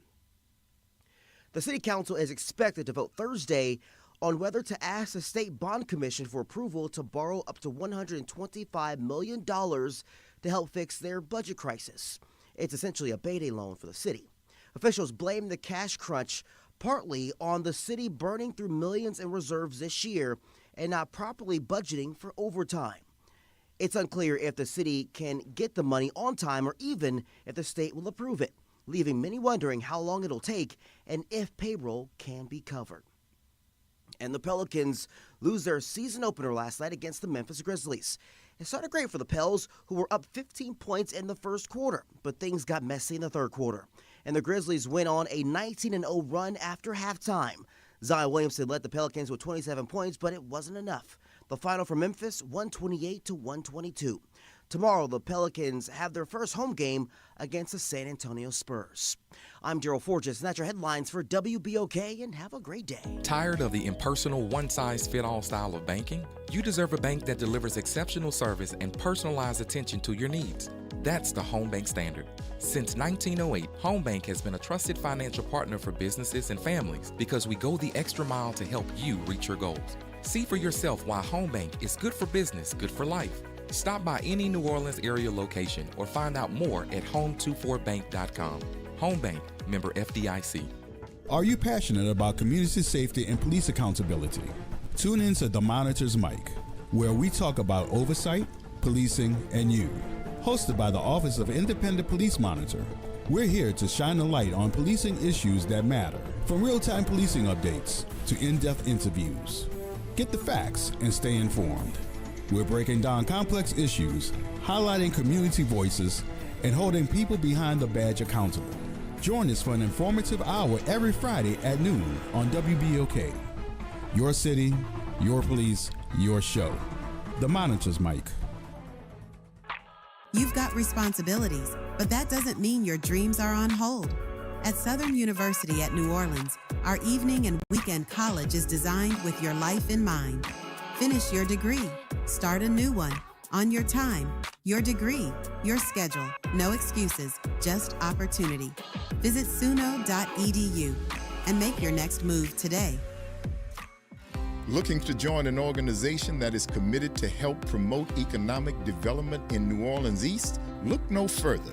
The Greater New Orleans East Business Alliance is a member-based nonprofit organization made up of business owners and local professionals united for the purpose to promote business development in Eastern New Orleans. If you want to become a member, call us at 504-957-3568. An official message from Medicare. Couple more minutes and we'll start this month's book club. You know, I usually love a plot twist, but this year, I'm comparing my options during Medicare open enrollment. You can't assume your current health or drug plan is the best one for you. And you gotta make sure your drugs are covered. That's important. So is saving money. Review all your options at Medicare.gov. Open enrollment ends December 7th. Paid for by the U.S. Department of Health and Human Services. Making a difference in the community. WBOK 1230 AM. Good morning, Wake Up. The Good Morning Show. Good morning. On WBOK.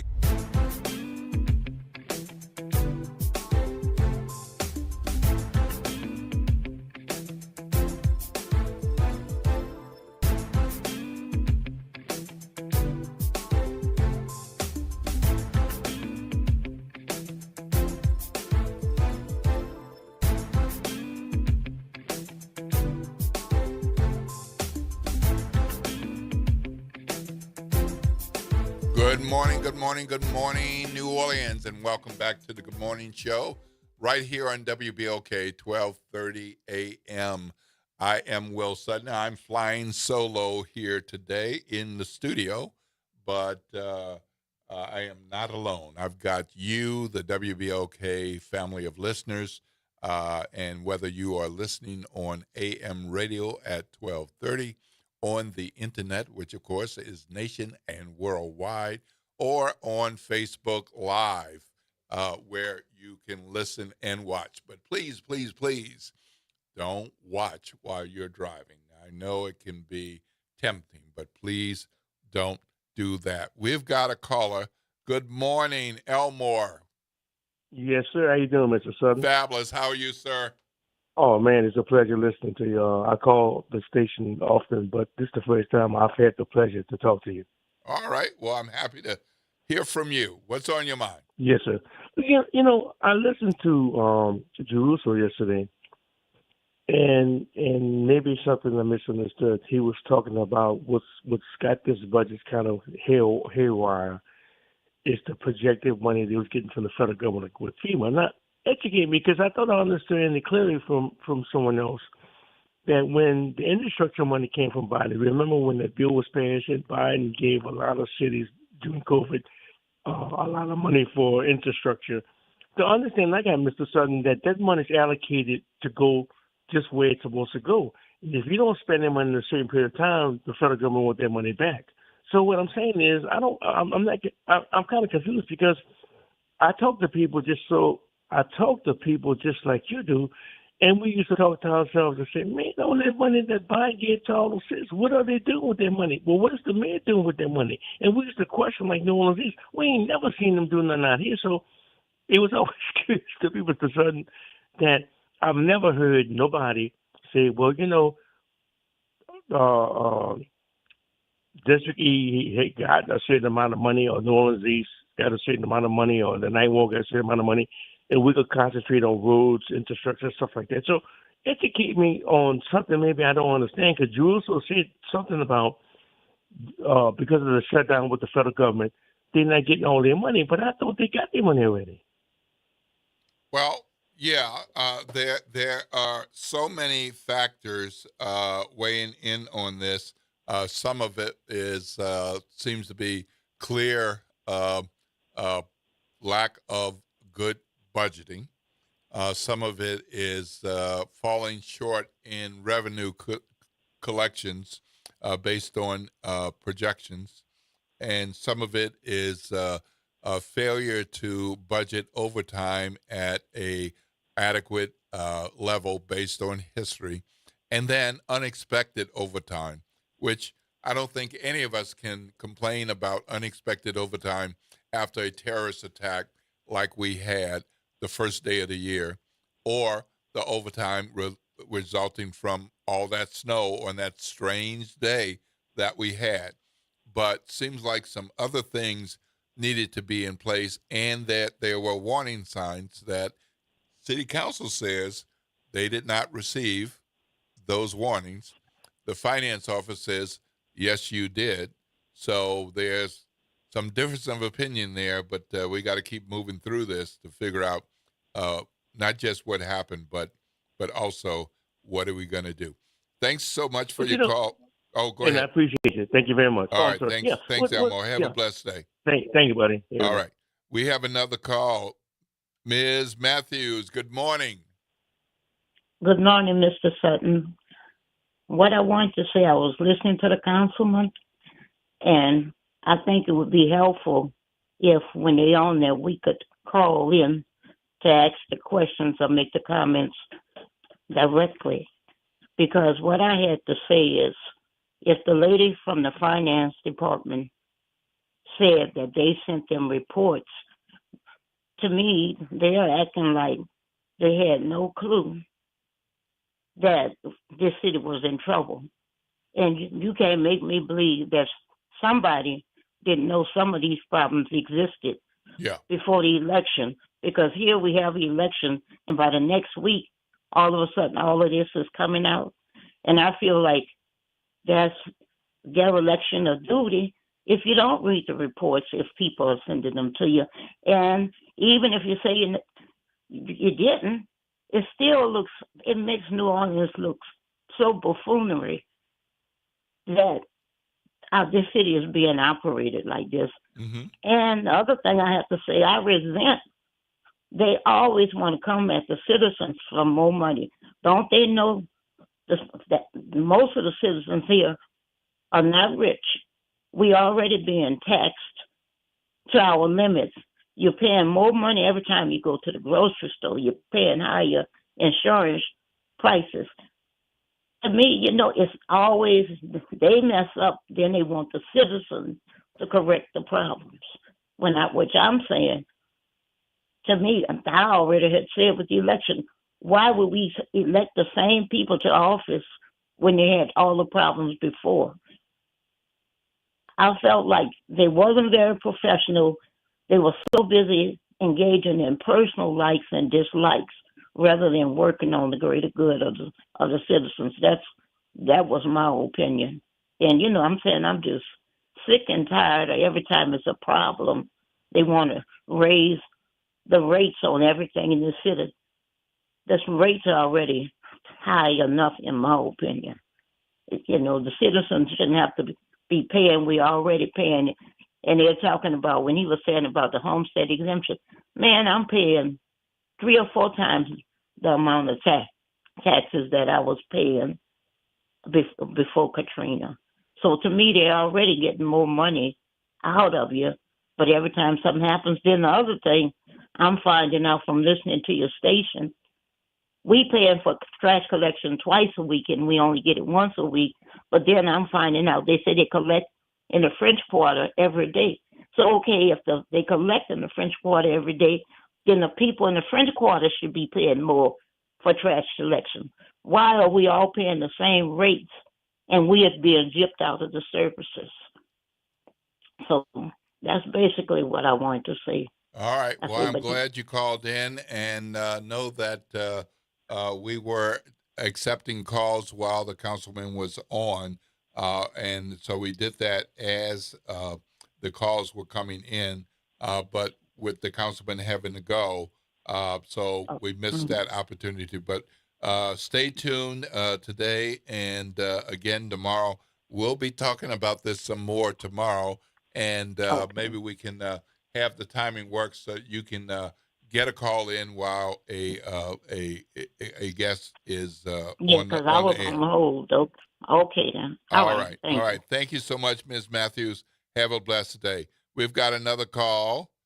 Ben, good morning. Good morning. How are you? Hey, Will. Good talking to you again, man. Hey, listen, my advice would be keep this a solo show. You're doing a great job. You don't want to share it with any of those other clowns. But hey, come on. I haven't been working with any clowns. I haven't been working with any clowns, and I have enjoyed the opportunity to tap into their experiences and their wisdom.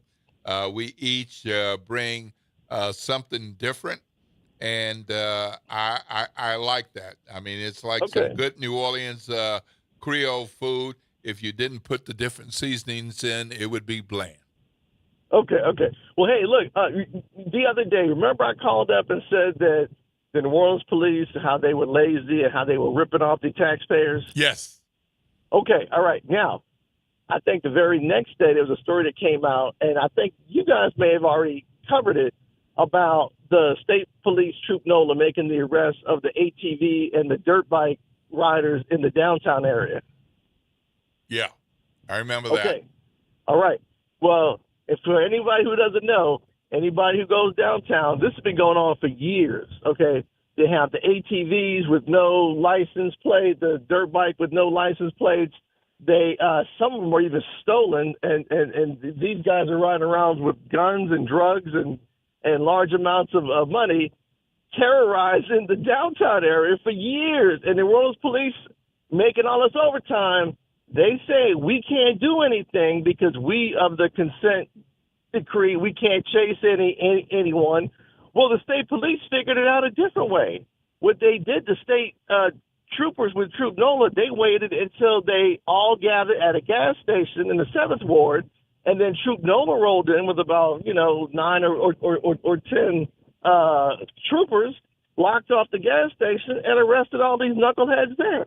Now, you telling me the New Orleans police making all this overtime, right, not doing a damn thing, letting this terrorizing going on in the downtown area for years, Will, you telling me that they're not ripping off the taxpayers?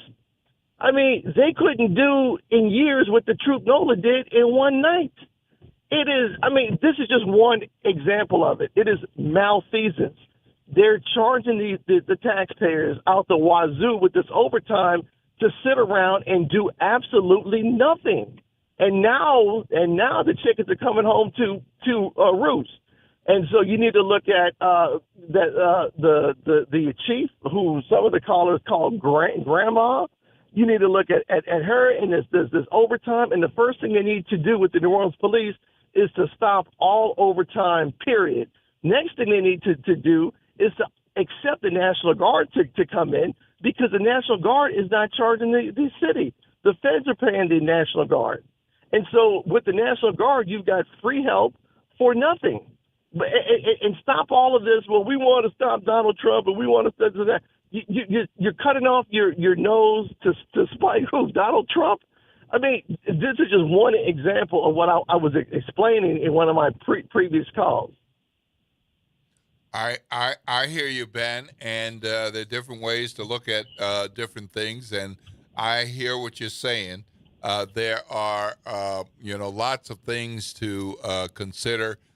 If we have a terrorist attack on January 1st, as we did, or if we have a Taylor Swift concert, as we did, or if we have a NFL Super Bowl, as we did, and if we have a NBA YoungBoy concert for 2 nights, as we just did, I want the police to determine the best, safest security measures and work with private and other security to protect the people who are attending these events and those who get near the events, but they're not participating. They're just traveling through the city, doing their jobs, on their way to visit this one or that one. So those are things that require extra police time. You can anticipate something like the Super Bowl. You can anticipate something like the Taylor Swift concert or Beyonce concert, but something like NBA YoungBoy that was scheduled for a couple of nights, and there was no expectation of a higher level of security being needed until recent concerts where there was trouble. So it turns out that we needed to have many more officers on the scene because of the desire to prevent anything from happening based on what happened in some other cities, not all. Let me be clear. That young man had a lot of concerts and nothing happened. People had a good time and went home and nothing happened. But in that case, when you do have unexpected incidents in some other locations, it should be our expectation to have the NOPD not let that happen here. So that's a case just recently where there's overtime involved that, I wouldn't want the city leaders to say absolutely no overtime if it meant not protecting those 13,000 people and others nearby. So how would you look at a no overtime for anybody when we have situations like that? Well, you've got other law enforcement in the city, but the problem is that Pano doesn't allow them to operate. You got the sheriff's office, you have the levee district, you have the harbor. I mean, you know how many law enforcement agencies we have in the city? The problem is Pano kicks and screams and cries and goes and threatens to go on strike every time these other law enforcement agencies are brought in, or even every time someone brings it up about the idea. So you see, what's happening is that you're letting the fox guard the chicken coop, right? You cannot trust these people in the New Orleans police, in the leadership. You cannot trust them. This is the same department, Will, that was assisting drug dealers in the 1990s. And now you're telling me that these people who have worked their way up the food chain into the higher ranks, that somehow you can accept them now? These are the same people that riddled down people crossing the Danziger Bridge and had planted evidence on them. And you're telling me now you can sit down and work out a deal with them? In my opinion, the New Orleans police and the upper management in Pano, they are people who you cannot work with. So what I would do is, if I had a magic wand, I would say, okay, we have the harbor, we have the levee district, we have the sheriff's office. Let some of those officers come in and fill the gap, and that way you wouldn't need to pay this exorbitant overtime. And the last thing is that with this terrorist attack, Will, we haven't had any terrorist attacks since. It's not like ISIS came down here and did a series of things. It was a one and done. Some knucklehead went online and became radicalized and came here and ran through a crowd of people. Well, that happened during Mardi Gras a couple of years prior with somebody who was just driving drunk, right? Rode through a crowd of people, killed some people, but you didn't see all this overtime being paid because they didn't slap the label on it as being a terrorist act. So, and also, Will, with this terrorist act, the federal government paid a lot of money, right? All the federal money came in. That's why you see all those barricades along Bourbon Street. Well, I hear what you're saying. We're going to have to go and make way for the front porch. Let me just say this about the National Guard. There's no one way to fund the National Guard. It depends on who is activating it, the president or the governor, and it depends on the purpose, the focus. So it's not in all cases that the federal government pays for National Guard help in New Orleans or any other part of this state or this nation. So that is not automatic that somebody else pays for it. If they go into, getting into the weeds a bit, but if they go into a Title 10 or Title 32 situation, then that is charged to the federal government. But there's no one way to say we don't pay for anything, because if the state governor does it, it's coming out of our pockets as taxpayers. If the federal government, via the president, does it, it's coming out of our pockets as taxpayers. So just want to clarify that there's no one way that happens, and we need to be alert. The governor has said he expects National Guard troops to be on the streets in key urban areas in Louisiana before Thanksgiving. Our New Orleans police chief, Ann Kirkpatrick, said she expects them to be in New Orleans. So we'll see what happens. Meanwhile, we're going to have to make way for the front porch. We want to thank Troy Carter, our congressman, for joining us, and our city council member for District D, Eugene Green. Want to thank the listeners who called in: Vincent, Reverend Calhoun, Reverend Wallace, Elmore, Ms. Matthews, and Ben. And want to thank some of the Facebook listeners and watchers as well: Andrew, Jacqueline, Sean, Karen, Gloria, Julia, Fern, Maddie, Michelle, Patrice, Kerwin, Dolores, and I know there are some more. But thank you all for participating with the Good Morning Show today. You're listening to WBOK 1230 AM, what New Orleans is talking about all day long.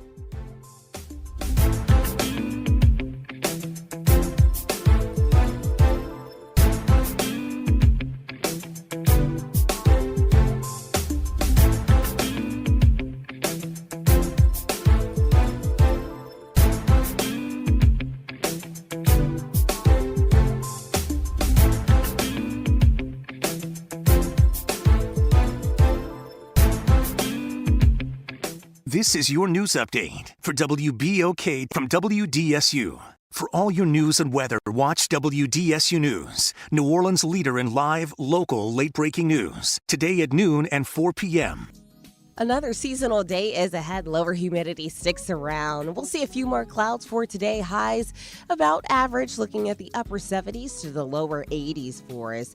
As we do enter to tonight, another chilly night up ahead. Lows into the 50s and 60s for us. And then for Friday, highs will return back into the low to mid 80s, but weekend rain chances will arrive. From the WDSU First Warning Weather Center, I'm Raven Richard. Missed a show? Want to hear that guest everyone's talking about? WBOK is now streaming on all your favorite podcast apps. Just search WBOK Media, hit download, share with a friend, and don't forget to rate your favorite shows 5 stars. Because when our voices are heard, our impact grows. Wake up your taste buds at Inner City Brews and Bistro, home of the one-of-a-kind peach cobbler pancakes. Start your day with our soulful breakfast favorites. Then come back for bold cocktails and those oh-so-good Creole flavors that always hit just right. In the heart of Treme, every bite feels like home. Doors open at 8:30 a.m. and find us at 1401 St. Bernard Avenue. Inner City Brews and Bistros, uniquely New Orleans.